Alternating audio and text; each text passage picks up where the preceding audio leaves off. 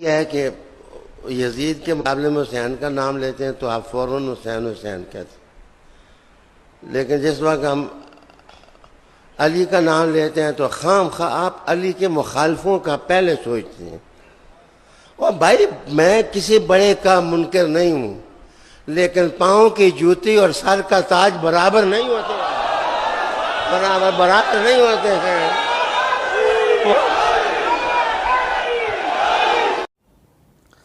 بسم اللہ الرحمن الرحیم۔ یہ ریاض شاہ صاحب کا کوئی نیا کام نہیں ہے، بلکہ ایک عرصہ دراز گزر چکا ہے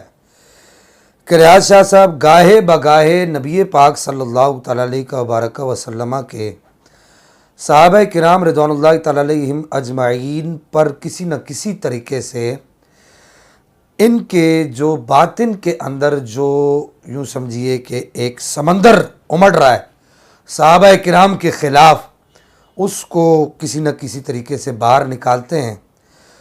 قبل اس کے کہ میں اس پر گفتگو کروں، میں یہ کہنا چاہوں گا کہ یہ وقت ان باتوں کا نہیں تھا شاہ صاحب۔ یہ وقت اس وقت امت مسلمہ علماء اسلام کے اس کردار کی منتظر ہے جو کردار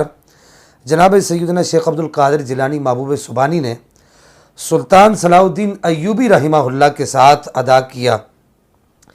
اس وقت علماء اسلام، امت اسلام، کلمہ پڑھنے والے علماء اسلام کے اس کردار کی منتظر ہیں جو کردار حضرت سیدنا خواجہ غریب نواز رحمہ اللہ نے سلطان محمود غزنوی کے ساتھ ادا کیا۔ ان کے خواب میں جا جا کر ان کو ہندوستان پر حملہ کرنے کا کہا اور اسلامی فتوحات کے سلسلے میں اپنی بھرپور کوشش ادا کرتے رہے۔ یہ وقت شاہ صاحب قبلہ ایسا نہیں ہے کہ آپ اس وقت میں بھی نبی پاک صلی اللہ تعالیٰ علیہ وبارک وسلم کے صحابہ کرام رضوان اللہ تعالیٰ علیہم اجمعین کے باب میں اپنی قوم کے دلوں کو اور پختہ کریں، ان کے دلوں کو اور سخت کریں کہ وہ صحابہ کرام رضوان اللہ تعالیٰ علیہم اجمعین کے لیے اس طرح کے گندے اور غلیظ جملے بولیں، جس طرح کے گندے اور غلیظ جملے آپ نبی پاک صلی اللہ تعالیٰ علیہ وبارک وسلم کے صحابہ کرام کے لیے استعمال کر رہے ہیں، جو اہل سنت کا بالکل بھی منہج نہیں ہے۔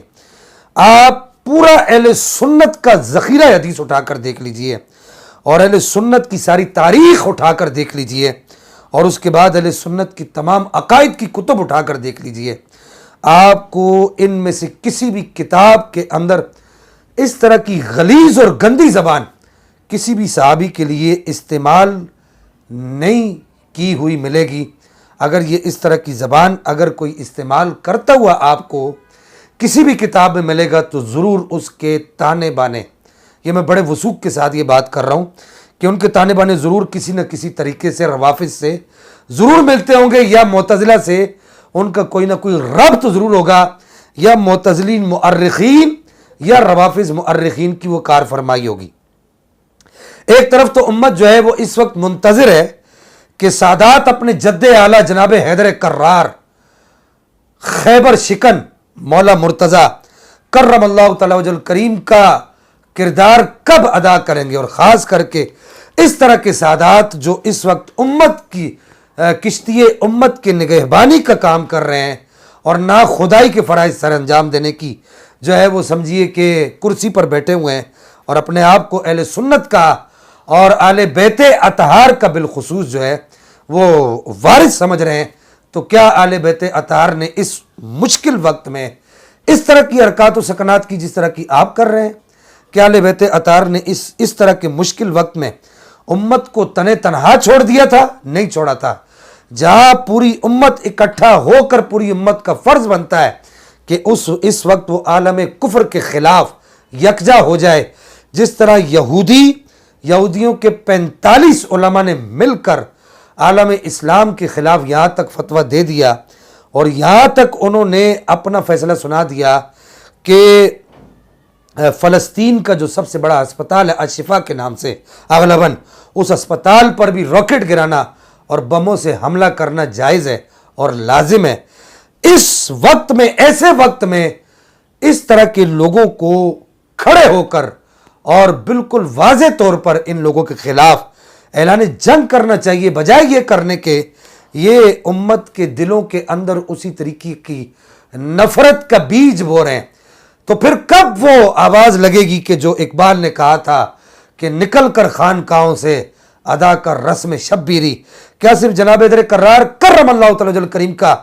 نام لے لے کر ہی امت کو لوٹا جائے گا؟ کیا جناب در کرار کرم اللہ تعالی جل کریم کا نام لے لے کر ہی جو ہے امت کو دلاسے دیے جائیں گے؟ یا ان کا وہ کردار جو بدر میں، احد میں، تبوک میں، بدر میں، احد میں اور خیبر میں اور دیگر جنگوں میں، خندق میں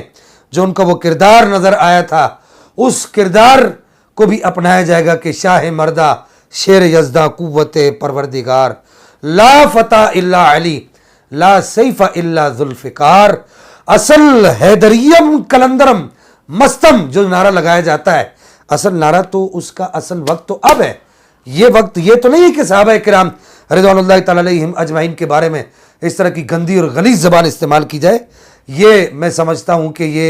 یہ شاہ صاحب کو اس طرح نہیں کرنا چاہیے اس وقت میں۔ ماضی میں بھی ہم اور دیگر علماء ان سے مطالبہ کرتے رہے، خدا را آپ جو صحابہ کرام کے بارے میں اس طرح کی زبان استعمال کر رہے ہیں جو کتاب و سنت میں نہیں ہے، جو اہل سنت کے منہج پر نہیں ہے، اہل سنت کی کسی کتاب میں نہیں ہے، اس سے رجوع کریں۔ وہ ابھی تک رجوع نہیں کر سکے، ہم پھر ان سے اپنا فرض منصبی سمجھتے ہوئے یہ مطالبہ کریں گے کہ خدا را آپ کو رجوع کرنا چاہیے، اور آپ کم از کم ایک مرتبہ یہ الصواعق المحرقہ کا، یہ میرے پاس صفحہ نمبر 398 ہے، یہاں پر جو جناب معاویہ رضی اللہ تعالیٰ و ارضہ عنہ کی جو شان بیان کی گئی ہے صحابہ کرام کی زبان سے، آپ ایک دفعہ کم از کم اس کو پڑھ لیتے تو آپ کو پتہ چلتا کہ صحابہ کا منہج اور اہل بیت اطہار کا منہج۔ حضرت معاویہ رضی اللہ تعالیٰ و ارضہ عنہ کے باب میں یہ ہے کہ حضرت عمر فاروق رضی اللہ تعالیٰ و ارضہ عنہ نے کیا کہا تھا یہودی اور نصرانیوں کو؟ خبردار پنپنے کی کوشش نہیں کرنا، شام میں نے معاویہ کو بٹھایا ہوا ہے، معاویہ تمہارا سر کچل دے گا۔ یہ حضرت سیدنا عمر فاروق رضی اللہ تعالیٰ و ارضہ عنہ نے کہا۔ اور پھر جناب حیدر کرار کرم اللہ تعالی الکریم نے نصارہ کو کیا کہا تھا، روم کے نصارہ کو، کہ میں اور معاویہ مل کر تمہاری درگس بنا دیں گے۔ کیا یہ ساری باتیں جناب معاویہ رضی اللہ تعالیٰ و ارضہ عنہ کے بارے میں آپ نے نہیں پڑھی شاہ صاحب؟ اور یہ پھر اسی کا صفحہ نمبر 406 ہے، ابھی وقت نہیں ہے، میں صرف یہاں پر یہ حضرت ابن عباس کا جو قول ہے وہ پڑھوں گا کہ انہوں نے کہا کہ ما رأیت للملک اعلی من معاویہ رواہ البخاری فی تاریخہ، کہ وہ کہتے ہیں کہ حضرت ابن عباس کہا کرتے تھے، اہل بیت اطہار کے، اہل بیت کے فرد کامل، وہ کہا کرتے تھے کہ میں نے حضرت معاویہ رضی اللہ تعالیٰ عنہ عنہ سے بہتر اور اچھی حکومت بادشاہوں میں کسی کی بھی نہیں دیکھی۔ تو کیا آپ اپنی اس زبان سے کب رجوع کریں گے اور آپ اپنے اس کردار کی طرف کب آئیں گے جو کردار اس وقت ادا کرنے کی ضرورت ہے؟ اللہ جل مجدہ الکریم ہمیں عمل کی توفیق عطا فرمائے۔